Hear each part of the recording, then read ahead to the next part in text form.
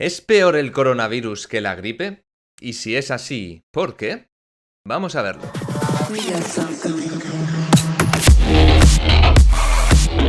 Así es, amigos, al parecer este vídeo es necesario a día de hoy 19 de marzo y es que por lo visto mucha gente todavía piensa y sigue diciendo que la gripe es peor o que esto es una simple gripe. Un ejemplo de ello es el multimillonario John McAfee, que hace poco se estaba paseando por las calles vacías de Barcelona riéndose un poco de que no había nadie y que no había un baño donde ir a orinar.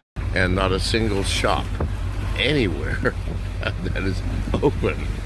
Whoa, there was a person. Aha.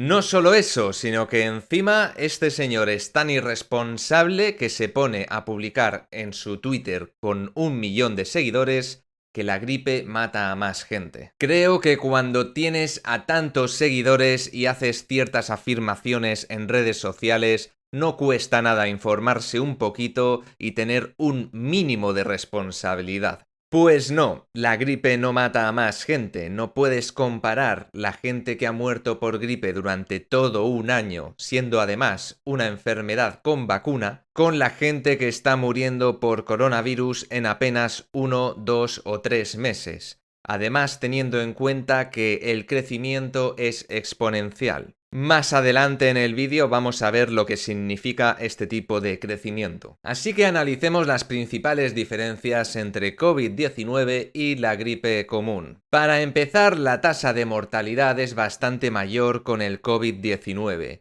Si bien la gripe tiene una tasa de mortalidad aproximadamente de un 0,1%, hasta el día de hoy, con el COVID-19, la tasa de mortalidad es entre 7 y 20 veces mayor. Esta mortalidad va a depender de muchos factores, pero sobre todo de las medidas de contención y ralentización de su expansión como pandemia, y esto lo veremos después cuando analicemos el crecimiento exponencial en relación a las capacidades del sistema sanitario. Sí, los síntomas son similares, ambas enfermedades pueden derivar en neumonía que necesite cuidados críticos. Pero uno de los problemas, aparte de que obviamente aún no hay una vacuna para el COVID-19, es la increíble facilidad de contagio con esta enfermedad.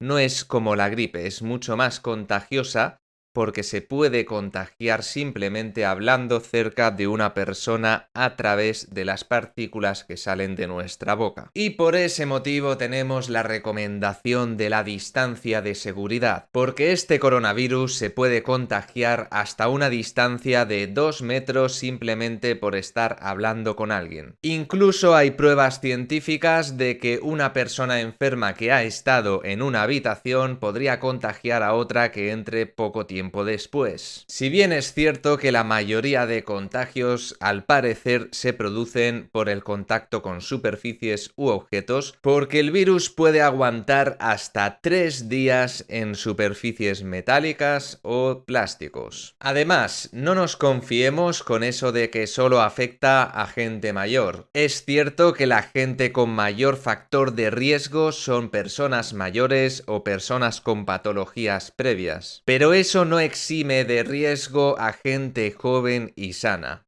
Al parecer, dependiendo de la carga viral, podría afectar muy gravemente y llevar a la muerte a cualquier persona.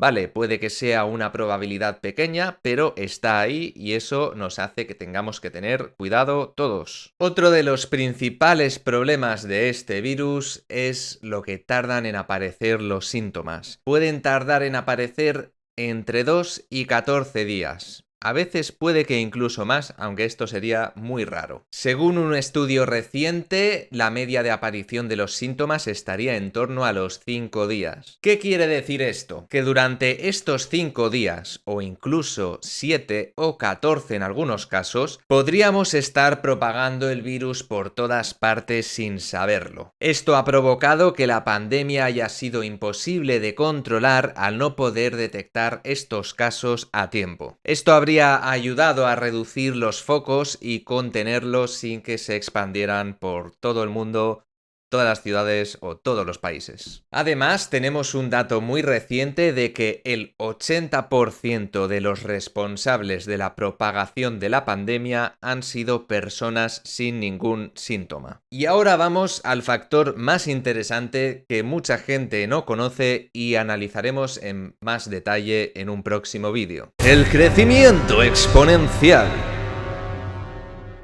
¡Qué épico! Podríamos entrar en detalle para analizar esto, pero os lo voy a decir muy sencillo. Cuando hay pocos casos, aumenta de 10 a 20, de 20 a 40, de 40 a 80, de 80 a 160... Bueno, puede ser algo que no es muy relevante. Pero ¿qué sucede cuando hay muchos casos? ¿Qué pasa si tenemos a 500.000 de afectados? El aumento en pocos días pasaría a 1 millón, de 1 millón a 2 millones, de 2 millones a 4 millones, de 4 a 8, de 8 a 16 millones. Creo que se entiende por ahí por dónde van los tiros y la peligrosidad del aumento exponencial, que cuanto más gente hay afectada, más peligroso es. En este fantástico vídeo, que pondré el link abajo en los enlaces, podemos ver cómo al principio parece ser que la cosa no sube mucho, pero de repente se dispara y en cuanto los números empiezan a crecer, visualmente lo estáis viendo, es alucinante. Y esto es lo que implica un crecimiento exponencial. Hasta el punto que cuando ya estamos en números muy altos, se puede observar cómo los primeros números ya ni se ven en la gráfica. En este otro vídeo muy interesante podemos ver el crecimiento en comparación con otras enfermedades. Al principio el COVID-19 parece que no es muy relevante, hay otras enfermedades peores y aquí es donde entra el factor exponencial. En cuanto el COVID-19 empieza a alcanzar números importantes de contagio, se dispara y, se vuelve incontrolable. También hay que tener en cuenta que otras enfermedades eran más fáciles de detectar o con una tasa de mortalidad muy alta y si la gente muere en 2 días, pues tampoco da mucho tiempo a la propagación de la enfermedad. El vídeo es del 12 de febrero, así que la expansión del COVID-19 se para en ese punto, pero podemos observar y comparar con la gripe que hubo en México, y es que esta gráfica nos muestra muy claramente el peligro del crecimiento exponencial, como cada vez sube más y más hasta afectar a un montón de gente, provocando una cantidad de muertes increíble.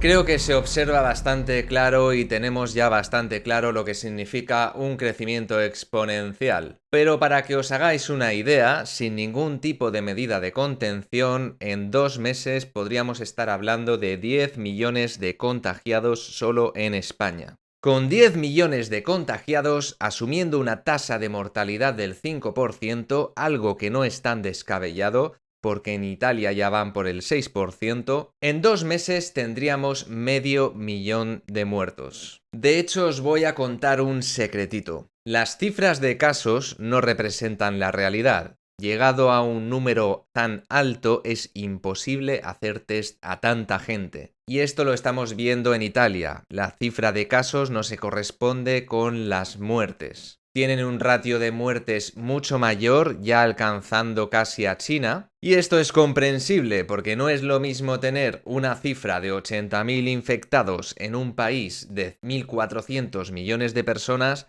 que en un país de 60 millones de personas. Dicho esto, ¿cuáles son los factores que tenemos que tener más en cuenta? Primero, la tasa de duplicación.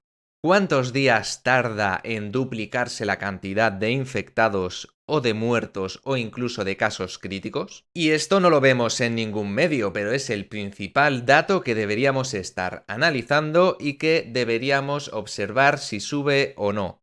Si tenemos una tasa de duplicación de 2 días, esto es muy alarmante. Lo ideal es que esa tasa de duplicación pase de 2 días a 3, a 4, a 10 y que cada vez tarden más en duplicarse los casos, tanto de infectados como de muertos, como de casos críticos. Y por otra parte, en países como Italia o España, en los que ya no dan los medios para hacer tantos test, el factor como cifra y como dato que tenemos que observar son las muertes. Por eso es cierto que la cifra de 6% de tasa de mortalidad en Italia tampoco es algo tan fiable, y aunque en mis cálculos anteriores hablara de 500.000 de muertos en 2 meses, seguramente sería inferior, pero me parece igualmente de grave. 50.000 o 100.000 muertos en 2 meses es una auténtica barbaridad. Así que no, amigos, esto no es una simple gripe y sí, las medidas de contención y de cuarentena son totalmente necesarias y vamos a ver por qué. En esta gráfica de Forbes podemos observar el impacto que tendrían medidas de contención dependiendo de su éxito. Sin ningún tipo de contención podemos ver cómo se dispara el crecimiento exponencial.